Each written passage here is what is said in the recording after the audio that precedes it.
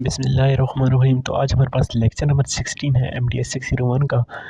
तो अगर आपने आई होप आपको पिछली वीडियो जो है वो समझ आ रही होगी। तो आज चैप्टर नंबर 3 का लास्ट लेक्चर है, जिसमें हमने 4 किस्म के आपने मॉडल पढ़े हैं।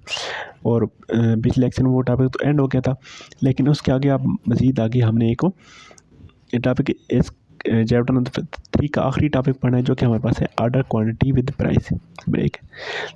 तो order quantity with price break से क्या मतलब है कि हो सकता है आपके पास जो चीज़ें आप लेने गए हैं, हो सकता है उसकी जो वैल्यू है ना, वो आप उसकी जो प्राइस है वो ज़्यादा आइटम लेने से बढ़ रही हो। फॉर एग्ज़ाम्पल, अगर आपने 1000 आइटम लेने हैं, आप जाते हैं, अगर आपने 1000 आइटम लेने हैं तो आपको वो पड़ेंगे 9 रुपए में, ठीक है, 9 रुपए पर आइटम पड़ेगा। अगर आप 2000 आइटम लेते हैं उसी चीज़ के, तो आपको वो पड़ेंगी 8 रुपए में। 3000 अगर आप आइटम लेते हैं तो आपको पड़ेंगे 7 रुपए में। या 4000 या इससे ज़्यादा के आइटम अगर आप इकट्ठे ख़रीदते हैं तो आपको 6.5 रुपए में वो पड़ेंगे। तो अब आपने देखना है कि आपको किस जगह पे फ़ायदा हो रहा है। नॉर्मली तो हम यही देखते हैं, जैसे हम बाज़ार में जाते हैं, जो जिस चीज़ के ऊपर सेल लगी होती है वही चीज़ हम ख़रीदने की कोशिश करते हैं कि ये ठीक है, इकट्ठी ख़रीद लेते हैं, इसके ऊपर हमें बहुत ज़्यादा फ़ायदा होगा। जैसे कि हम किसी शॉप पे जाते हैं तो हम कहते हैं बाय 1 गेट 1 फ्री वाली ऑफ़र लगी होती है, तो एक के साथ एक ख़रीद लो। तो दोनों चीज़ें हम इकट्ठी ख़रीद लेते हैं कि ठीक है चलो यार, मिल रही है जो चीज़ हम ले लेते हैं। लेकिन हम उसके ऊपर नहीं देखते कि उसके ऊपर हमारे कितने अखराजात हो रहे हैं। फॉर एग्ज़ाम्पल, हमें अगर शूज़ की बात करें, एक के साथ एक शूज़ के एक जोड़े के साथ एक जोड़ा फ्री मिल रहा होता है, तो हम जब देखते हैं कि ठीक है दोनों इकट्ठे ले लेते हैं, तो दोनों का डिज़ाइन सेम ही होता है। तो हम क्या करते हैं, एक घर में लेके आके रख के एक को स्टार करते हैं और दूसरे को रख देते हैं। तो अब हमारे माइंड में ये बात होती है कि जैसे ही पहला एक्सपायर होगा दूसरा स्टार्ट कर देंगे, लेकिन हमें ये चीज़ नहीं पता होती कि जैसे ही पहला ख़त्म होगा तो दूसरे की डेट एक्सपायर हो चुकी होगी, वो तो फिर कुछ दिन ही चलना है। तो ऐसी बातें हमारे माइंड में नहीं होती, और ये टॉपिक इसी के हिसाब से बनाया गया है। तो इसमें एक और भी मैं आपको एग्जांपल देता हूँ। फॉर एग्जांपल, अगर हमारे पास एक स्टोर है और हमने ये चीज़ें आके अपने स्टोर में रखनी है, ठीक है। फॉर एग्जांपल, अगर आप प्रोडक्शन की बात करें तो लाज़मी बात है आपने ये स्टोर में रखनी है, और आपने स्टोर में आपके पास जो है वो स्टोर के ऊपर कुछ पे करना है, ठीक है। लाज़मी बात है स्टोर का किराया भी होगा। तो अगर आप 1000 आइटम किसी स्टोर में रखते हैं, ठीक है, तो आप पर आइटम के हिसाब से उसको एक रुपये किराया दे रहे होते हैं, ठीक है। 1000 रुपये का आप 1000 किराया दे रहे होते हैं, ठीक है। तो अगर आप ये चीज़ें ख़रीदेंगे तो आपको इस चीज़ ख़रीदने की प्राइस तो आपको 9000 पड़ेगी, 1000 आइटम ख़रीदने के, प्लस 1000 रुपये आपको पड़ेंगे इसके ऊपर इन्वेंट्री के, तो आपको 10,000 रुपये पड़ेंगे 1000 आइटम के ऊपर। तो अगर आप 2000 आइटम ख़रीद लेते हैं तो 2000 आइटम के ऊपर आपको कि ये आइटम तो आपको 16,000 रुपये में आप ख़रीद लेंगे, ठीक है। इसके ऊपर आप देखें कि आपके पास इन्वेंट्री कितनी आ रही है। अगर 1 रुपीज़ पर आइटम के ऊपर आ रहे हैं, 2000 इसके ऊपर इन्वेंट्री आ रही है, तो आपको ये 2000 आइटम जो है वो आपको पड़ेंगे 18,000 में, ठीक है। तो अब अगर आप जितना ज़्यादा ख़रीदेंगे आपको फ़ायदा होगा, क्योंकि आपके ऊपर इन्वेंट्री कास्ट कम आ रही है, ठीक है। तो हमने ये चीज़ माइंड में रखनी होती है कि अगर आपके पास इन्वेंट्री कास्ट कम आ रही होती है तो फिर हम ज़्यादा चीज़ें ख़रीद सकते हैं। लेकिन अगर आपके पास इन्वेंट्री के ऊपर ज़्यादा अखराजात आ रहे हैं और आपको प्रॉफिट कम हो रहा है, तो फिर हम उस चीज़ को नहीं ख़रीदते, ठीक है। तो इसी को कुछ एग्जांपल की मदद से यहाँ पे समझेंगे, और इसी को हम कहते हैं order quantity with price break. कि प्राइस ब्रेक करने से हमारे पास ऑर्डर के ऊपर कितना फ़र्क पड़ता है। तो यहाँ पे एक एग्जांपल दी गई है, इस एग्जांपल से समझते हैं इसको मज़ीद। तो एक कंपनी है, तो इस कंपनी ने क्या करना है, 12,000 आइटम और सप्लाई करनी है 1 साल में, ठीक है। तो उसकी सप्लाई 12,000 है और उसकी कीमत कितनी है, 3 रुपये, ठीक है। तो उसके ऊपर उसको 16% उसको इन्वेंट्री कास्ट पड़ रहा है, यानी कि जितने वो आइटम रखेगी ना उसके 16% के हिसाब से, यानी कि 0.16 उसके ऊपर कास्ट पड़ रही है, ठीक है। 0.16 यानी कि 16%। उसके ऊपर कास्ट पड़ रही है पर डेज 20 रुपये के हिसाब से, ठीक है। तो सप्लायर आपको क्या कहता है कि अगर आप 2000 आइटम ख़रीदेंगे तो आपको पर आइटम पड़ेगा 3 रुपये में। तो अगर आप 2000 से लेके 3999 तक आइटम ख़रीदेंगे तो आपको ये पड़ेगा 2.9 रुपीज़ में, ये 2.90 रुपीज़ है, ठीक है। तो अगर आप 4000 से ज़्यादा के आइटम ख़रीदेंगे तो आपको ये 2.85 रुपीज़ में पर आइटम आपको मिलेगा।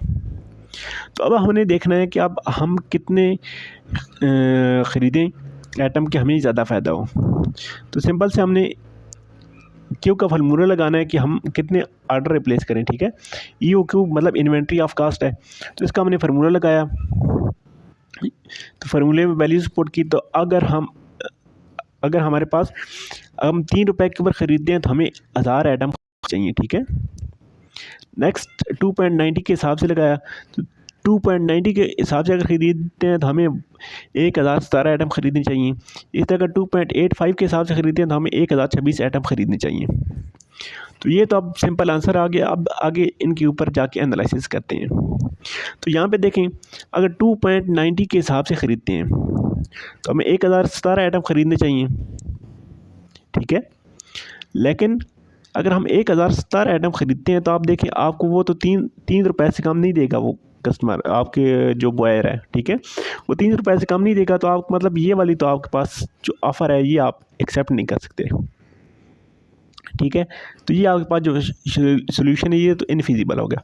नेक्स्ट देखते हैं, अगर 2.80 रुपये के हिसाब से ख़रीदते हैं तो आपको कितने ख़रीदने चाहिए? 1026 आइटम ख़रीदने चाहिए। लेकिन 2.80 रुपये तो आपके पास जो ऑफ़र है वो तो आपको 4000 या इसकी ज़्यादा से आइटम ख़रीदेंगे तब आपके पास मिलेगी। तो ये भी आपके पास जो सोल्यूशन है ये भी आपके पास इनफिजिबल हो गया है। तो सिंपल सी बात है, आपके पास जस्ट ये वाला सोल्यूशन बच गया है कि आप 1000 ही आइटम ख़रीदें, ठीक है। 1000 ही आइटम ख़रीदें तो आपको तभी मुनाफा है, क्योंकि अगर आप ज़्यादा आइटम ख़रीदते हैं, फॉर एग्ज़ाम्पल 2000 3000 ख़रीदते हैं तो आपके पास इन्वेंट्री कास्ट आपके ऊपर ज़्यादा आ रही है। तो ये चीज़ इस एग्ज़ाम्पल में मौजूद थी। नेक्स्ट एक एक्सरसाइज दी गई है, इसको भी आप इजीली समझ सकते हैं। बाकी डायनामिक ऑर्डर क्वांटिटी की ये कुछ एग्जांपल्स हैं। उसके बाद हमारे पास है ABC एनालिसिस।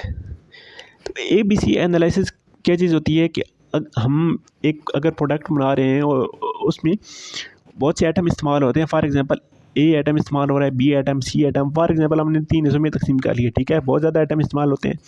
तो जो सबसे हाईली आइटम होते हैं, महंगे आइटम होते हैं, जिनके बगैर हमारा काम नहीं चल रहा होता है, उन तमाम आइटम को हम A कैटेगरी में रखते हैं। जो नॉर्मल और रोज़मर्रा के आइटम होते हैं उनको हम B कैटेगरी में रखते हैं। और जो बिल्कुल नॉर्मल आइटम होते हैं डेली रूटीन के, जिनके ऊपर कास्ट बहुत कम आती है, उनको हम C में रखते हैं, ठीक है। तो इन 3 तरह की हम क्लासिफिकेशन कर लेते हैं। फॉर एग्ज़ाम्पल अगर आपके पास कोई चीज़ बना रहे हैं तो उसमें आपके पास जो पानी है या बिजली है या जो रॉ मटेरियल जिसके ऊपर आपने काम करना है, तो वो सारी चीज़ें आपके पास A कैटेगरी में आएंगी, ठीक है। B कैटेगरी में कौन सी चीज़ें आ जाएंगी? B कैटेगरी में वो चीज़ें आ जाएंगी जो आपको थोड़ी बहुत ही मतलब इस्तेमाल की हैं, लेकिन इनके बगैर भी अगर एक दिन अगर आपकी ये चीज़ लेट भी हो जाए तो आपको काम नहीं बंद होता। C आइटम में वो चीज़ें होती हैं जो बिल्कुल अनसफिशिएंट, मतलब बहुत कम ज़रूरत होती हैं और बहुत थोड़ी सी होती हैं, ठीक है। तो इस तरह की ये चीज़ें होती हैं। तो इनके लिए हम एक डायग्राम बनाते हैं, एनालिसिस करते हैं। इसको हम ABC एनालिसिस कहते हैं। इसका आपने एक और नाम भी याद रखना है कि इसका हम पेरेटोज़ लॉ को भी इसको बोलते हैं। ABC या पेरेटोज़ लॉ भी इसको बोलते हैं, ठीक है। यही चीज़ कहती है कि इम्पॉर्टेंट चीज़ को A कैटेगरी में, नॉर्मल को B और अनइम्पॉर्टेंट को C कैटेगरी में डिवाइड करती है। तो इसके कुछ स्टेप हैं, उनको देख लेते हैं। स्टेप नंबर 1 में हमने क्या करना है? Compute the annual usage value for every item. हर आइटम के लिए एनुअल यूजेज की जो है ना वो हमने कैलकुलेट कर लेनी। और ये कैसे कैलकुलेट करनी है? Multiply the annual requirement by per cost, यानी कि जितने आइटम इस्तेमाल होंगे उनको उनकी जितनी पर आइटम कास्ट है उससे मल्टीप्लाई कर देंगे। सेकंड में arrange the item in descending order, यानी कि महंगी चीज़ों को पहले लिखेंगे, फिर सस्ती, फिर सस्ती, फिर सस्ती, इस तरह ये सारी चीज़ों को हम अरेंज कर लेंगे। फिर make a cumulative total of number of item, तो एक कम्युलेटिव टोटल बना लेंगे। फिर इनको convert the commutative total of number item and usage value into percentage. तो फिर उनकी परसेंटेज निकाल लेंगे और टोटल ग्रेड्स उनके हमारे पास आ जाएंगे। फाइनली हम उनके ऊपर एक ग्राफ बनाएंगे और ग्राफ की मदद से हम देखेंगे ये हमारे पास कैसे आते हैं। ठीक है,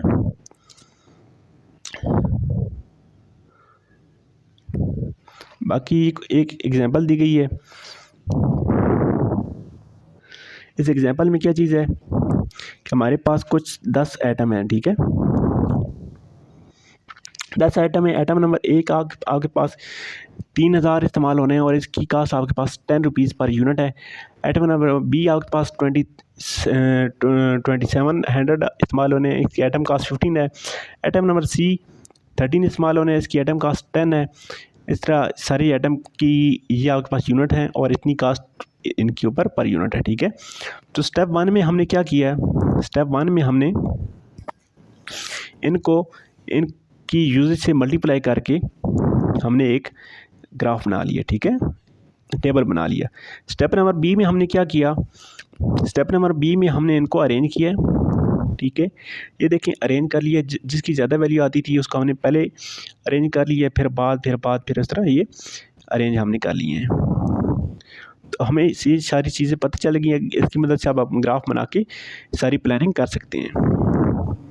इसके बाद हमारे पास कुछ 3-4 इंपॉर्टेंट डेफिनेशंस है, तो इनको आपने याद लाजमी करना है। सबसे पहले हमारे पास है lead time. This is defined as the time interval between the placing of order and actual recipient of good. वो टाइम जिससे आप ऑर्डर प्लेस करते हैं और आपकी वो चीज़ आपके पास पहुंच जाती है उसको हम कहते हैं लीड टाइम।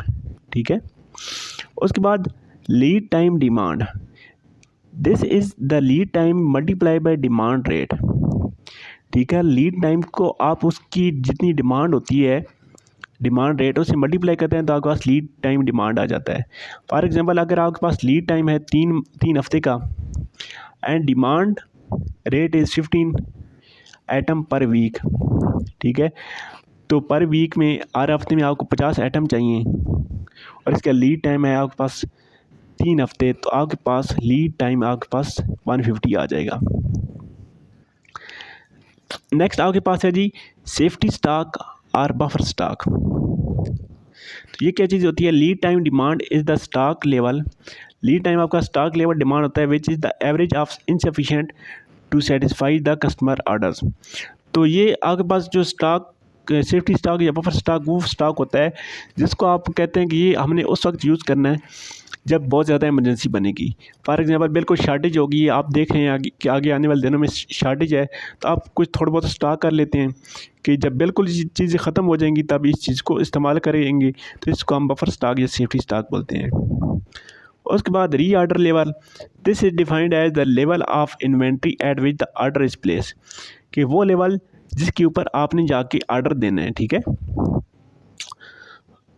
फॉर एग्जांपल आपके पास घर में गंदम मौजूद है और आपने देखा है कि बिल्कुल आप एंड पे पहुंचने वाली है, अब हमारे पास जस्ट 2 या 3 वीक्स का स्टॉक रह गया, तो आपने उस जगह पे ऑर्डर दे देना है कि हमारे पास अब घर में गंदम लेके आनी है, तो इसको हम कहते हैं री ऑर्डर लेवल। तो री ऑर्डर लेवल आपके पास इक्वल होता है time lead demand plus safety stock. Safety stock को भी देखना है और लीड टाइम डिमांड को भी देखना है। और उसके बाद कंजम्पशन ऑफ सेफ्टी स्टॉक। तो कंजम्पशन ऑफ सेफ्टी स्टॉक से क्या मतलब है, as discuss earlier if the demand exceed the forecast the result is bad. तो हो सकता है अगर आप डिमांड आने वाले दिनों में ज़्यादा हो जाए तो आपके पास बैड इफ़ेक्ट हो सकता है और कस्टमर आपसे नाराज़ हो सकते हैं। If the demand is less, अगर आपके पास डिमांड आने वाले दिनों में कम हो जाए तो आपके पास ओवर स्टॉक हो जाएगा। तो इस चीज़ को देखने के लिए हम कंपटीशन ऑफ सेफ्टी स्टॉक का मेथड यूज़ करते हैं। तो बाकी इसमें कुछ एग्जांपल की गई हैं, आप इनको इजीली देख सकते हैं, कुछ ज़्यादा मुश्किल नहीं है, जस्ट फार्मूलेज में वैल्यूज पुट करनी है और आंसर आ जाने हैं। तो यहाँ तक हमारा लेक्चर नंबर 3 एंड हो गया है। लेक्चर नंबर 4 नेक्स्ट लेक्चर से स्टार्ट करेंगे, ये chapter number 4 next lecture start करेंगे। आई होप आपको लेक्चर की समझ आ रही होगी, तो चैनल को लाजमी सब्सक्राइब करें, कमेंट करें और दोस्तों के साथ शेयर करें। थैंक यू एंड अल्लाह हाफ़िज़।